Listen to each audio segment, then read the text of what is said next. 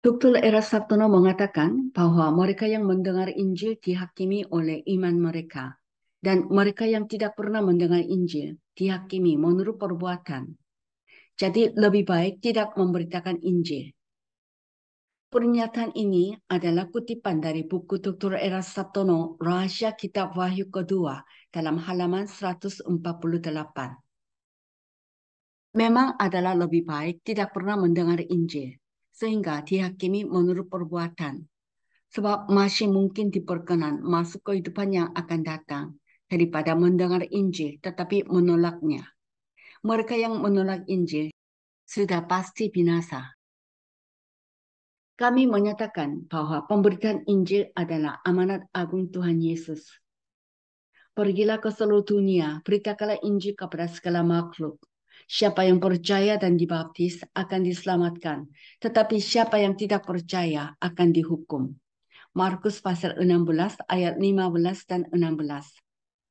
Tidak seorang pun dapat diselamatkan tanpa pertobatan dan tanpa iman dalam darah Yesus dan kebangkitan Yesus.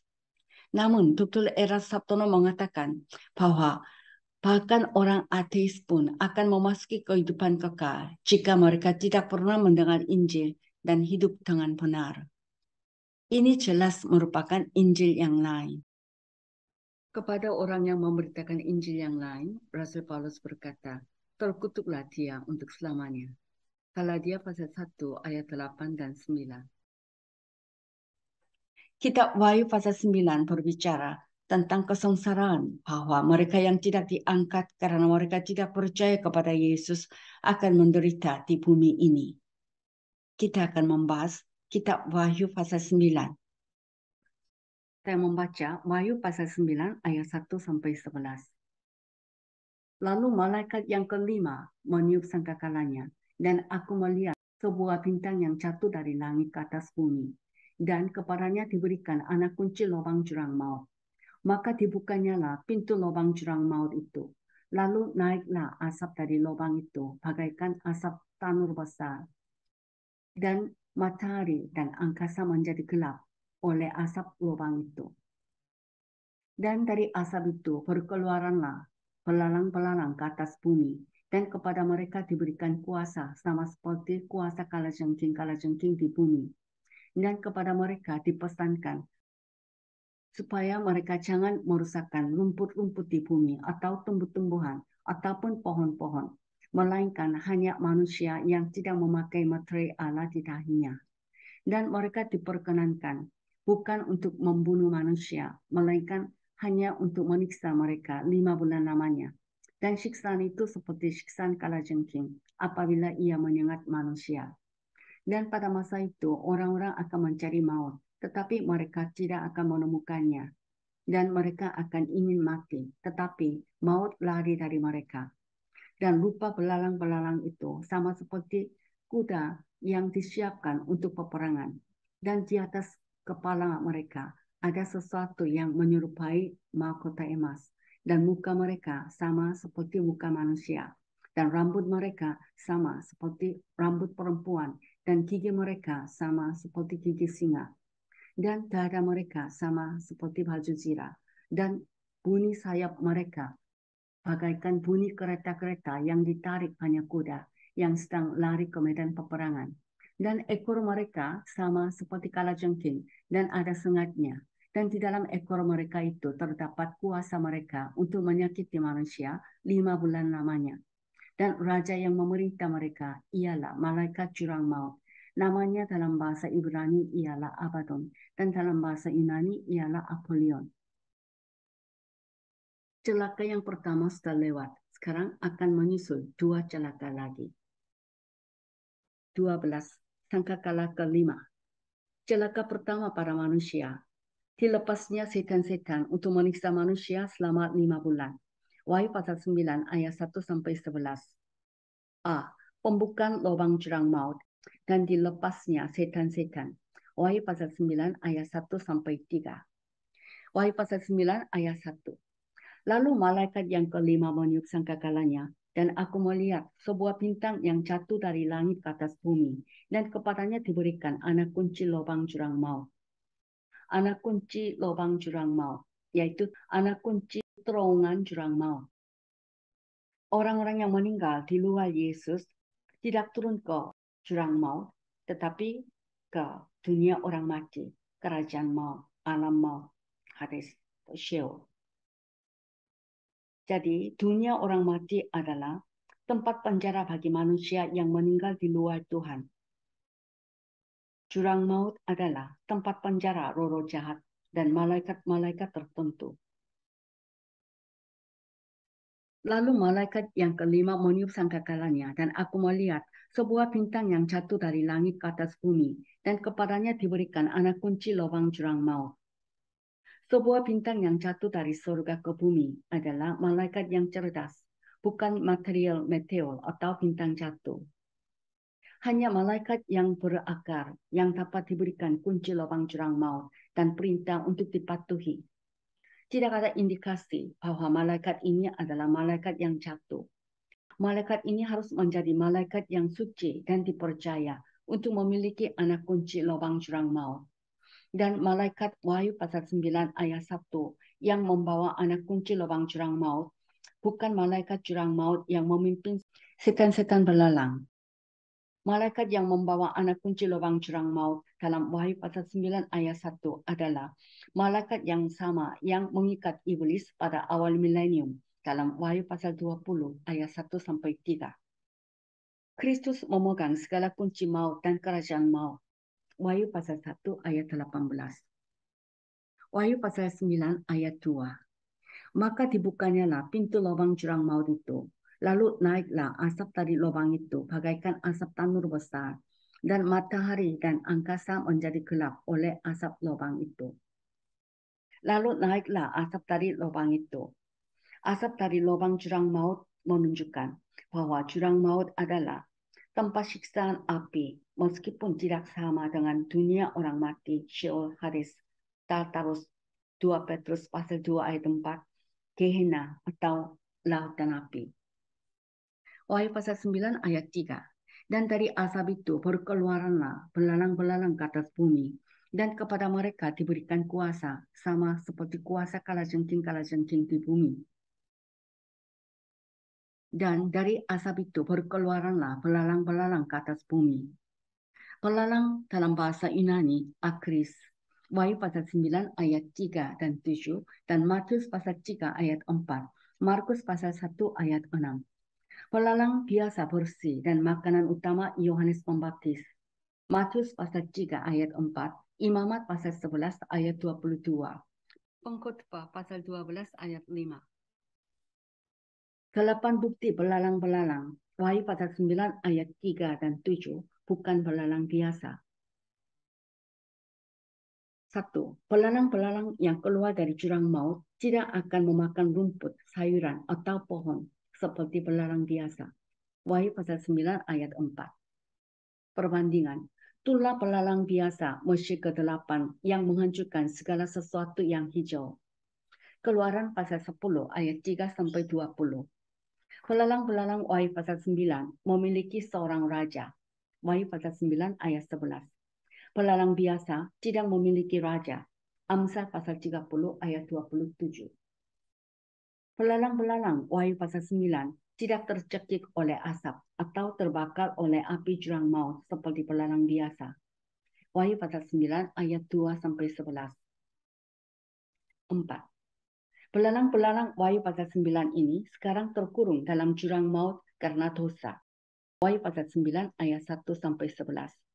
Ayat perbandingan. Lukas pasal 8 ayat 28 sampai 31. Belalang biasa tidak berada di jurang maut. 5. Belalang-belalang Wahyu pasal 9 adalah makhluk roh, karena makhluk roh tidak dapat dihancurkan oleh manusia. Kalau bukan makhluk roh, dengan kata lain belalang biasa, manusia tidak akan takut pada belalang-belalang ini. Wahyu pasal 9 ayat 5, 6, dan 11. Manusia dapat menghancurkan belalang biasa, berapapun jumlahnya. 6. Belalang-belalang Wahyu pasal 9 adalah makhluk yang cerdas, mampu mengikuti perintah. Wahyu pasal 9 ayat 4 sampai 6 dan ayat 11. 7. Belalang-belalang Wahyu pasal 9 memiliki kekuatan untuk menyiksa manusia seperti kalajengking. Wahyu pasal 9 ayat 3 sampai 10. Belalang biasa tidak memiliki kekuatan ini. 8. Deskripsi belalang-belalang Wahyu pasal 9 membuktikan bahwa mereka adalah makhluk roh yang cerdas, bukan belalang biasa di bumi. Setan-setan belalang yang keluar dari jurang maut ini memiliki 1. Tubuh seperti kuda. Wahyu pasal 9 ayat 7. 2. Kepala seperti manusia. Wahyu pasal 9 ayat 7. 3. Mahkota emas. Ayat 7. 4. Rambut seperti wanita. Wahyu pasal 9 ayat 8. 5. Gigi seperti singa. Ayat 8. 6. Pelindung dada dari besi. Wahyu pasal 9 ayat 9. 7. Sayap. Ayat 9. 8. Ekor dan sengatan kalajengking. Ayat 9. Belalang-belalang yang keluar dari lubang jurang maut adalah makhluk literal, karena setiap pernyataan tentang mereka menjadi nyata, real, dan mampu melakukan kontak fisik dengan manusia. Belalang-belalang Wahyu pasal 9 adalah objek penglihatan bagi manusia yang melihatnya dan melarikan diri. Belalang-belalang ini membuat suara gemuruh saat mereka terbang. Mereka tidak mungkin simbolis, karena semua simbol dalam kitab suci dijelaskan dan dibuat jelas artinya. Kalajengking dalam bahasa Yunani, Scorpios. Wahyu pasal 9 ayat 5 dan 10. Lukas pasal 10 ayat 19 dan pasal 11 ayat 12.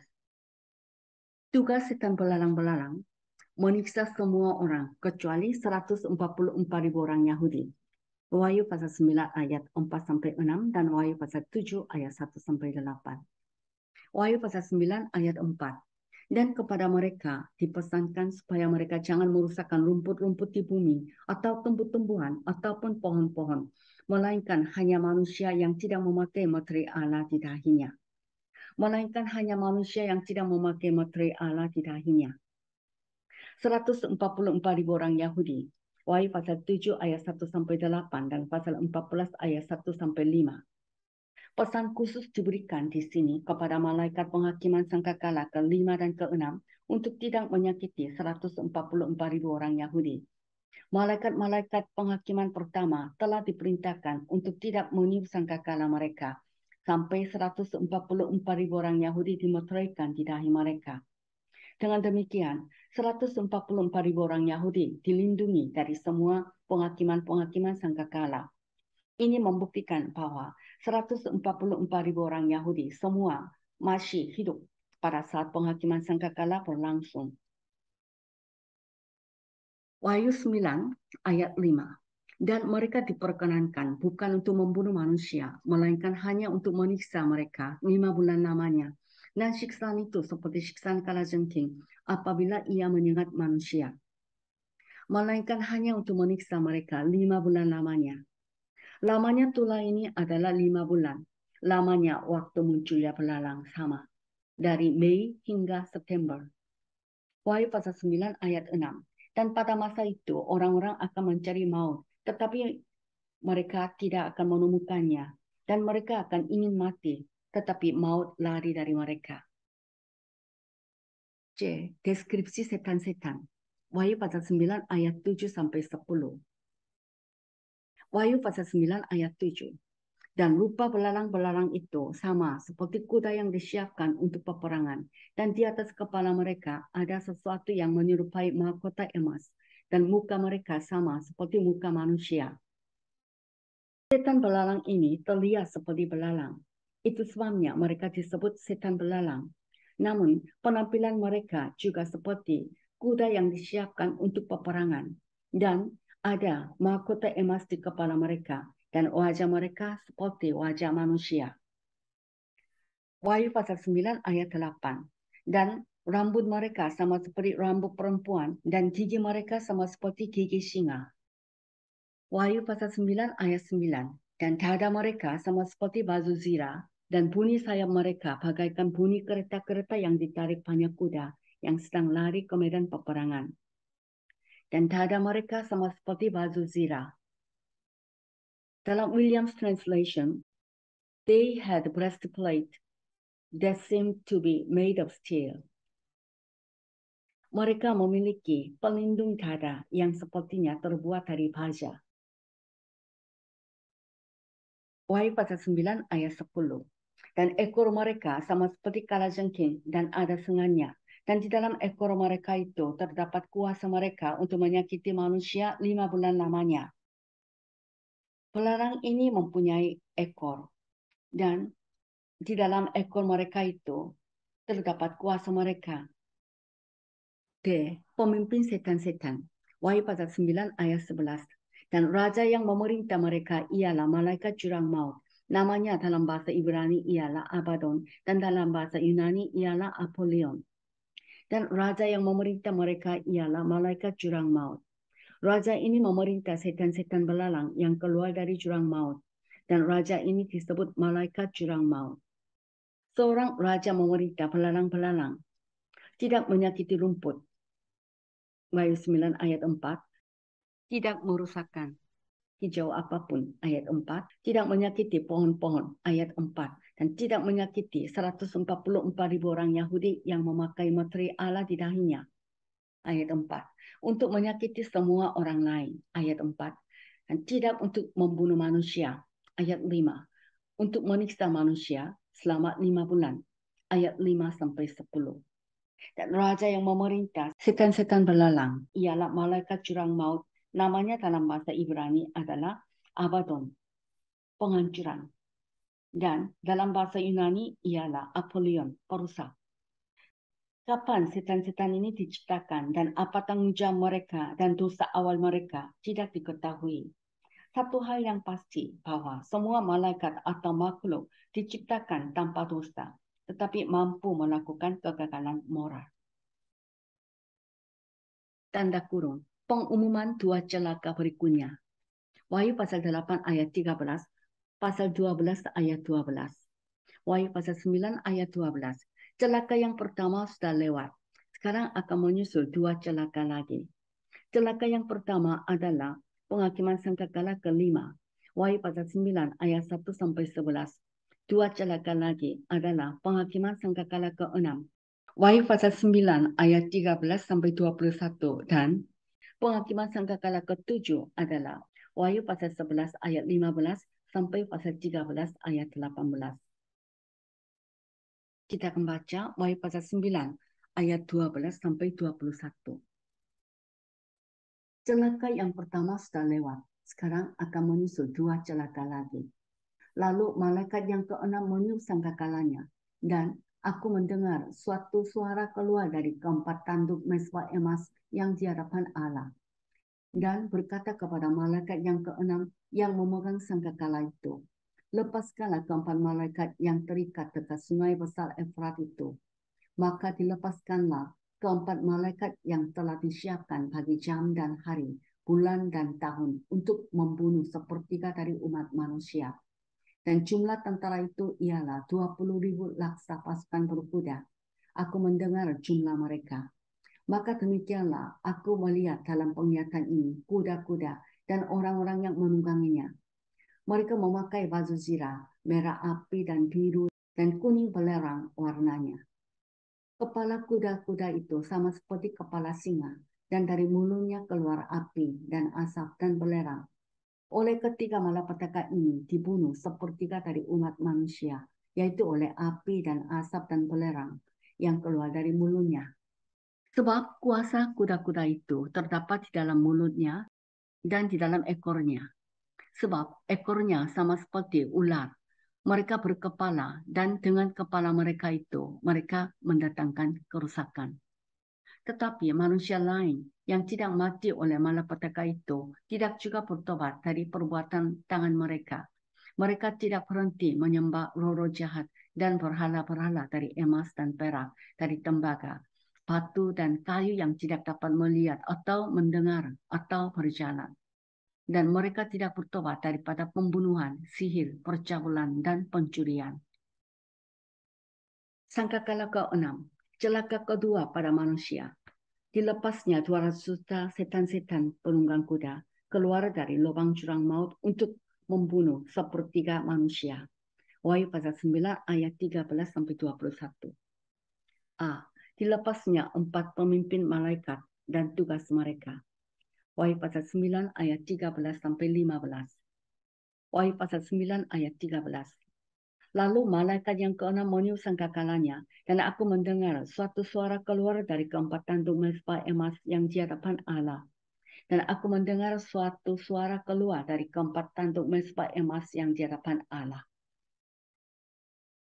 Dari keempat tanduk mezbah emas di hadapan Allah. Wahyu pasal 8 ayat 3 dan 4. Kemudian disertai 2 orang-orang kudus telah naik ke hadapan Allah. Suatu suara keluar dari 4 tanduk mezbah emas dalam Wahyu pasal 9 ayat 13 ini berarti bahwa 2 orang-orang kudus dikabulkan. Dengan kata lain, itu berarti bahwa penghakiman Allah akan dijatuhkan atas 10 kerajaan Roma revisi yang telah menganiaya umat Israel melalui 2 orang-orang kudus. Wahyu pasal 9 ayat 14. Dan berkata kepada malaikat yang keenam yang memegang sangkakala itu, lepaskanlah keempat malaikat yang terikat dekat sungai besar Efrat itu. Lepaskanlah keempat malaikat yang terikat dekat sungai besar Efrat itu. Keempat malaikat yang terikat dekat sungai besar Efrat itu adalah malaikat yang jatuh. Malaikat yang baik tidak pernah terikat. Keempat malaikat adalah pemimpin dari 200 juta setan penunggang kuda yang sekarang terikat dalam jurang maut dan yang akan dilepaskan di bawah sangkakala ke-6 untuk menyebabkan celaka kedua yang diumumkan oleh malaikat dalam Wahyu pasal 8 ayat 13. Ayat perbandingan, Wahyu pasal 9 ayat 12 dan pasal 11 ayat 14, pasal 12 ayat 12. Masing-masing malaikat ini akan memimpin 50 juta pasukan berkuda dari jurang maut. Mereka akan pergi ke 4 arah untuk membunuh sepertiga dari umat manusia. Di sini sungai Efrat dikaitkan dengan penghakiman tribulasi. Wahyu pasal 16 ayat 12 sampai 16 dan Yeremia pasal 46 ayat 4 sampai 10. Wahyu pasal 9 ayat 15. Maka dilepaskannya lah keempat malaikat yang telah disiapkan bagi jam dan hari, bulan dan tahun untuk membunuh sepertiga dari umat manusia. Maka dilepaskannya lah keempat malaikat yang telah disiapkan bagi jam dan hari, bulan dan tahun untuk membunuh sepertiga dari umat manusia. Ini mengacu pada titik waktu yang tetap, bukan periode atau lamanya waktu. Setan-setan penunggang kuda akan membunuh sepertiga umat manusia, sama seperti anak sulung di Mesir terbunuh pada tengah malam. Wilayah kerajaan Romawi kuno akan terpengaruh oleh celaka ini. Fakta bahwa setan-setan penunggang kuda mulai dari sekitar sungai Efrat menunjukkan bahwa setan-setan penunggang kuda terbatas pada negara-negara di sekitar sungai itu. Materi ke-6 dan 7 sangkakala adalah penghakiman karena Romanisme dan 10 raja menganiaya dan membunuh orang Israel. B. Jumlah dan deskripsi setan-setan penunggang kuda untuk membunuh manusia. Wahyu pasal 9 ayat 16 sampai 19. Wahyu pasal 9 ayat 16. Dan jumlah tentara itu ialah 20.000 laksa pasukan berkuda. Aku mendengar jumlah mereka. Aku mendengar jumlah mereka. Teori bahwa para penunggang kuda ini adalah 200 juta tentara manusia dari berbagai pasukan yang telah menguasai Eropa dan Asia selama berabad-abad yang lalu adalah salah. Yang benar adalah bahwa 200 juta pasukan berkuda semua adalah setan-setan yang datang dari lubang jurang maut pada saat yang sama dan semuanya pergi untuk membunuh sepertiga manusia pada jam tertentu. Wahyu pasal 9 ayat 14 dan 15. Juga salah bahwa mereka adalah 200 juta orang di bawah antikristus di perang Harmagedon. Karena penunggang-penunggang kuda ini bukan manusia sebagaimana dibuktikan oleh deskripsi Wahyu pasal 9 ayat 17 sampai 19. Tidak ada penunggang kuda manusia yang pernah seperti ini atau akan seperti itu. Wahyu pasal 9 ayat 17. Maka demikianlah aku melihat dalam penglihatan ini kuda-kuda dan orang-orang yang menungganginya. Mereka memakai baju zirah, merah api dan biru dan kuning belerang warnanya. Kepala kuda-kuda itu sama seperti kepala singa, dan dari mulutnya keluar api dan asap dan belerang. Aku melihat dalam penglihatan ini kuda-kuda dan orang-orang yang menungganginya. 12 bukti setan-setan penunggang kuda dari jurang maut adalah makhluk literal. 1. Mereka memiliki pemimpin malaikat, membuktikan mereka nyata sebagai malaikat. Wahyu pasal 9 ayat 14 dan 15. 2. Jumlah dan deskripsi mereka yang tepat, membuktikan bahwa mereka adalah banyak individu. Ayat 16.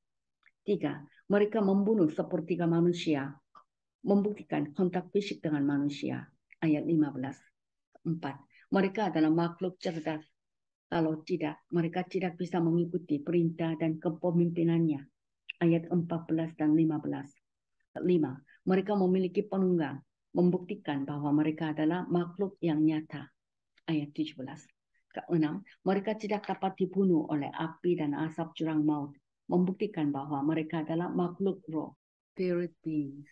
Wahyu pasal 9 ayat 1, 2, 17, dan 18. Mereka sekarang ditahan dalam jurang maut, membuktikan bahwa mereka telah jatuh dan berdosa. Jika tidak berdosa, mereka tidak akan terikat. Wahyu pasal 9 ayat 1 dan 2. Kedelapan, mereka tidak bisa dihancurkan oleh manusia. Ayat 17. 9. Mereka memiliki pelindung dada merah api dan biru dan kuning belerang warnanya, membuktikan bahwa mereka memiliki tubuh yang mampu memakai baju zirah, yaitu pelindung dada. Ayat 17. 10. Mereka memiliki tubuh seperti kuda dan kepala seperti singa. Ayat 17. 11. Api nyata, asap, dan belerang keluar dari mulut mereka, membuktikan bahwa mereka memiliki mulut. Ayat 17 dan 18. 12. Mereka memiliki ekor seperti ular yang mampu menyakiti manusia. Ayat 19. Wahyu pasal 9 ayat 18. Oleh ketiga malapetaka ini dibunuh sepertiga dari umat manusia, yaitu oleh api dan asap dan belerang yang keluar dari mulutnya. Api dan belerang. Juga Wahyu pasal 14 ayat 10, pasal 19 ayat 20, pasal 20 ayat 10. Makna stereotip dari hukuman ilahi yang menakutkan pertama kali disebutkan dalam Alkitab sehubungan dengan penghakiman Sodom dan Gomora. Kejadian pasal 19 ayat 24, Mazmur pasal 11 ayat 6, Yeskel pasal 38 ayat 22. Oleh ketiga malapetaka ini dibunuh sepertiga dari umat manusia, yaitu oleh api dan asap dan belerang. 3 cara setan-setan penunggang kuda membunuh sepertiga umat manusia dari wilayah kekaisaran Romawi yang direvisi. 1. Api keluar dari mulut mereka. Ayat 18. 2. Asap keluar dari mulut mereka. 3. Belerang keluar dari mulut mereka. Wahyu pasal 9 ayat 19. Sebab kuasa kuda-kuda itu terdapat di dalam mulutnya dan di dalam ekornya. Sebab ekornya sama seperti ular. Mereka berkepala dan dengan kepala mereka itu mereka mendatangkan kerusakan. Kuasa kuda-kuda itu terdapat di dalam mulutnya dan di dalam ekornya. Sebab ekornya sama seperti ular dan di ekornya ada kepala dan dengan kepala itu mendatangkan kerusakan. C. Kekerasan manusia dinyatakan. Wahyu pasal 9 ayat 20 dan 21. Wahyu pasal 9 ayat 20. Tetapi manusia lain yang sedang mati oleh malapetaka itu tidak juga bertobat dari perbuatan tangan mereka. Mereka tidak berhenti menyembah roh-roh jahat dan berhala-berhala dari emas dan perak, dari tembaga, batu dan kayu yang tidak dapat melihat atau mendengar atau berjalan. Tetapi manusia lain yang tidak mati oleh malapetaka itu. Manusia lain yang tidak mati oleh malapetaka itu hanya mengeraskan diri melawan Tuhan dan melanjutkan penyembahan roh-roh jahat dan berhala. Wahyu pasal 9 ayat 20 dan 21. Penyembahan berhala sebenarnya adalah pemujaan roh-roh jahat. Ayat perbandingan 1 Korintus pasal 10 ayat 20. Wahyu pasal 9 ayat 21. Dan mereka tidak bertobat daripada pembunuhan, sihir, percabulan, dan pencurian. Tetapi manusia lain yang tidak mati oleh malapetaka itu tidak akan bertobat untuk memuliakan Tuhan atau untuk berhenti penyembahan roh-roh jahat dan berhala-berhala dan dosa-dosa keji mereka yang menyebabkan tulah-tulah itu dikirim. Ayat 20 dan 21 menggambarkan kondisi moral yang mengerikan dari seluruh masa tribulasi. Allah Bapa sebagaimana Nuh menyimpan firman penghakiman di hatinya dan menurutinya akhirnya diselamatkan. Demikian juga kami juga mau menyimpan firman penghakiman ini di hati kami sehingga akhirnya kami boleh mendapat bagian dalam berkat pengangkatan. Tuhan Yesus sendiri berfirman bahwa sebab sebagaimana halnya pada zaman Nuh, demikian pula halnya kelak pada kedatangan Anak Manusia. Yaitu pada zaman Nuh, mereka hanya makan dan minum, kawin dan mengawinkan. Alkitab berkata sampai kepada hari Nuh masuk ke dalam bahtera. Mereka tidak tahu akan sesuatu. Akhirnya hanya Nuh bersama keluarga saja diselamatkan. Tapi yang lain semuanya dilenyapkan oleh air bah. Demikianlah halnya kelak pada kedatangan Anak Manusia. Kedatangan Anak Manusia. Pada zaman Nuh orang hanya memperhatikan makan, minum, kawin, mengawinkan. Tapi justru tidak menaruh perhatian pada firman penghakiman. Akhirnya dibinasakan. Akan tetapi Bapa, kami yang tahu bahwa kitab Wahyu adalah kitab penghakiman, buku penghakiman. Maka seperti Nuh, kami mau menyimpan firman penghakiman ini di hati kami dan menurutinya sehingga kami boleh mendapat bagian dalam kebangkitan pertama. Beri kekuatan kepada kami dan beri kesadaran kepada kami senantiasa. Terima kasih Bapa. Dalam nama Yesus kami berdoa. Amin.